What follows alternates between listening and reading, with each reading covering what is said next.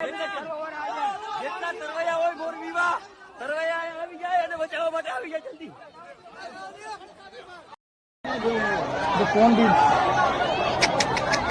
જોવાતું નથી shooting shooting લઈને